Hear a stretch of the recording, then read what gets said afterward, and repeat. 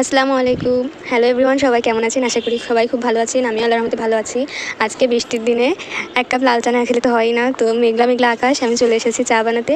আজকে চাটা বানাবো আমি একটু মশলা দিয়ে, একটু কড়া করে। তাই জন্য আমি হাঁড়িতে প্রথমে এক কাপ পানি নিয়ে নিয়েছি। বেশি করে মশলা দিয়ে বানাবো। এখানে আমি অনেক খানিকটা আদা নিয়েছি, একটু ঝাঁঝ হলে খেতে অনেক মজা লাগে।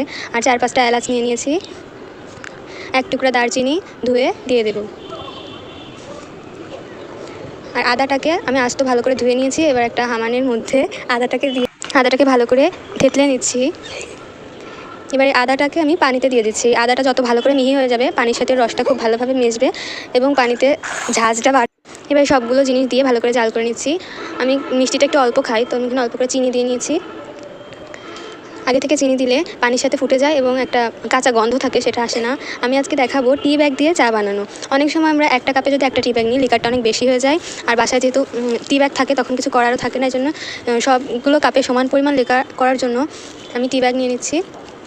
তো টি ব্যাগটা আমি এখানে আগে থেকে টি ব্যাগে যেই সুতাটা থাকে সেটা ছিঁড়ে নেব।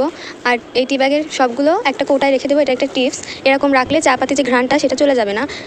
কৌটায় ভালো করে মুখ বন্ধ করে রেখে দিতে হবে। আমি কাগজগুলো সুতাটা ছিঁড়ে নিয়েছি। এবার আমি যতটুকু পানি নিয়েছি, 3টা টি ব্যাগে মোটামুটি লিকার হয়ে যাবে। কিন্তু আমি এখানে 5 কাপ মতো চা বানাচ্ছি। যদি আমি 5টা কাপে 5টা টি ব্যাগ দিতাম, আমার কাছে লিকারটা একটু কড়া হয়ে যায়। এই জন্য আমি ফিতাটা ছিঁড়ে একবারে মিশিয়ে দিচ্ছি, যাতে সবগুলো কাপে লিকারের পরিমাণটা সমান হয়।